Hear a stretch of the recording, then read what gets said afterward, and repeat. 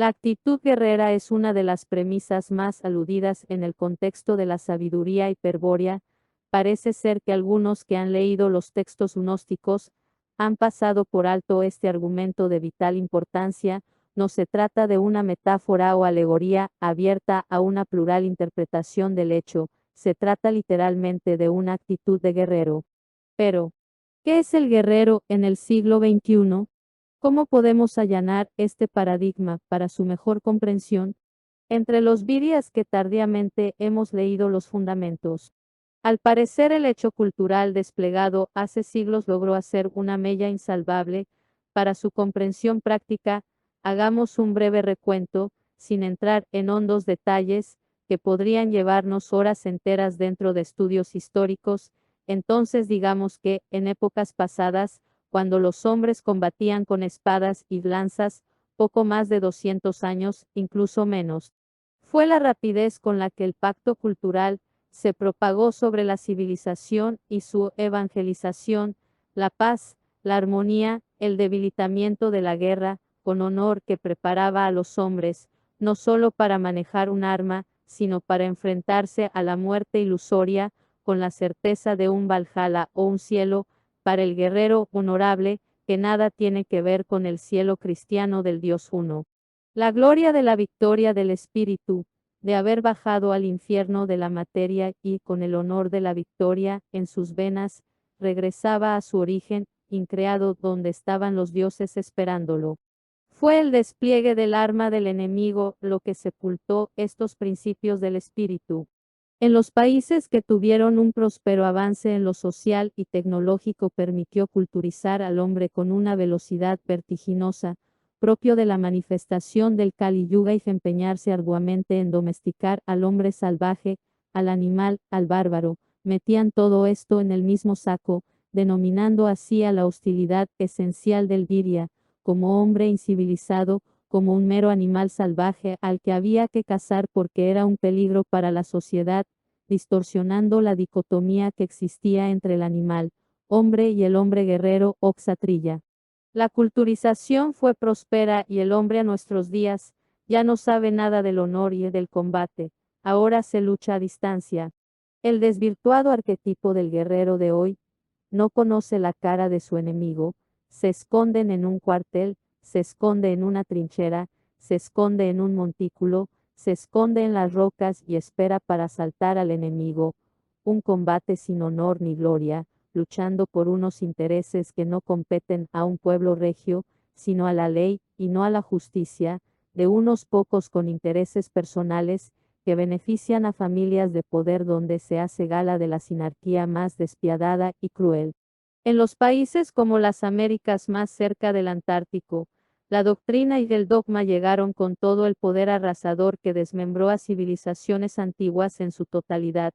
no dejaron nada para el recuerdo, solo la huella perenne de un conocimiento hiperbóreo, la sabiduría lítica que aún hoy nos muestra que aquí hubo un legado que no era de este mundo. Los sacerdotes civilizadores y las fuerzas de conquista del continente europeo nos sacó del vientre de nuestros ancestros, para alienarnos con la fuerza de su libro sagrado y de su Salvador mesiánico, con una esperanza de salvación que nunca vendría a nuestro encuentro, por la fuerza de nuestro espíritu, increado. Y entiéndase bien, nunca seremos bien vistos por los ojos del arquitecto loco. Fue así como prontamente todos los pueblos amerindios, bajo el yugo de su empresa, con el fuego y a la espada sometieron en el imperio de la cultura sinárquica a todo un continente. Los virias que surgieron de la mezcolanza de estas sangres contrarias, se vio envuelto en una confusión extraordinaria, ya no conocería el poder de la lucha, el valor de responder a sí mismo, sino a unos poderes seculares y místicos que estaban en otra tierra, el poder de la sumisión y la adoración a todos los símbolos sagrados que nos trajeron junto con un conocimiento que nada tenía que ver con la sabiduría de otro mundo. Una época oscura y llena de horrores para el espíritu cautivo, que no vería nunca más la luz, sino hasta bien entrado el siglo XXI, cuando a plena luz del día y contra toda probabilidad, se abalanza sobre el mundo, por medio de las mismas armas tecnocráticas de la sinarquía, se sube a la red de la Internet Los fundamentos de la sabiduría hiperbórea junto con su novela mágica, y es en este punto donde se vuelve a poner de manifiesto la dicotomía del guerrero de otro mundo, pero allá los virias no encontrarían tan fácil la luz increada de ese otro mundo, aunque cabe aclarar que nunca fue fácil. Pero ahora peor que antes, la tarea de despertar del aletargamiento se haría casi imposible, el viria ahora sumido en el mare magnum de la ignominia y del desenfreno por los nuevos entes que han surgido a borbotones con la tecnología, un surgimiento del debilitamiento de la psique humana, un esclavismo agradecido y tolerante, la actitud del viria que permanece hoy sobre la faz del mundo, es un viria débil, carente de carácter, que se identifica con todo lo externo y pone su voluntad más allá de sí mismo, cree en todo y se sume en el pacto cultural. Es este viria al que la sabiduría hiperbórea encontró habitando la tierra después del hundimiento de la Atlántida. No eran los virias de tiempos atrás, que eran capaces de seguir luchando aún ya con su cuerpo maltrecho, más muerto que vivo, cuando siendo otro habría caído 20 pasos atrás, seguían dando batalla con más vitalidad que decenas de hombres indemnes, ya no eran sus cuerpos, el alma ya lo había abandonado en el terror de la primera flecha o herida de espada, el espíritu sostenía impoluto el cuerpo del guerrero, muerto en vida, luchaban hasta que el espíritu se veía imposibilitado de seguir moviendo aquella materia desgarrada y sangrante.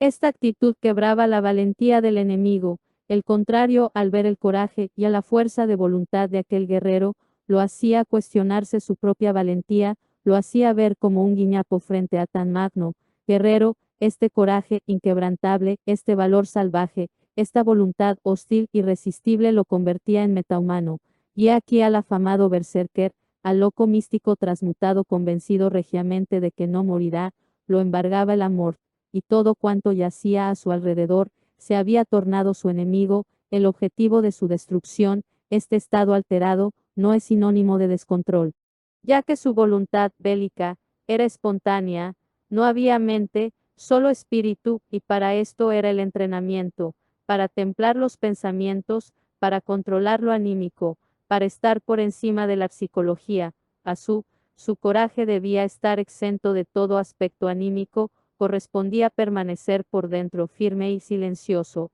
alerta y consciente de su misión, sin abandonar la gallardía estática conquistada. Exhibir este estado psíquico era un gran logro.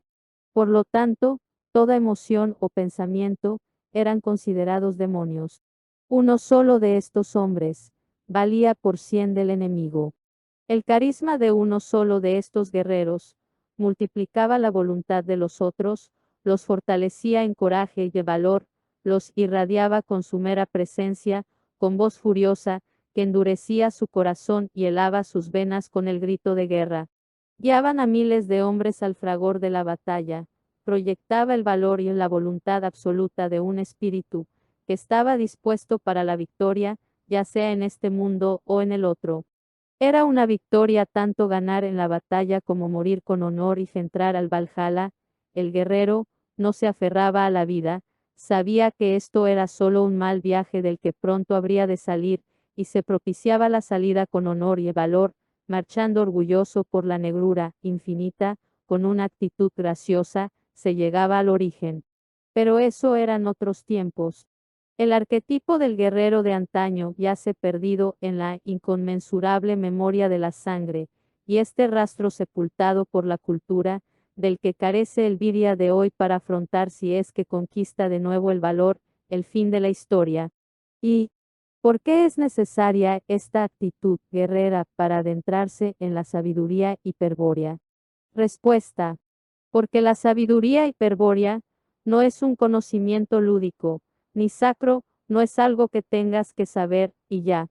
Es una guerra ancestral, que viene desde el origen, es la guerra por la recuperación del infinito, es una guerra de miles de años, que se desató en el cielo, de los cielos y se precipitó a la tierra, y por lo visto, con clara certeza, podemos apreciar que el enemigo nos tiene como prisioneros de guerra y nosotros hemos aceptado tal condición, y le damos las gracias.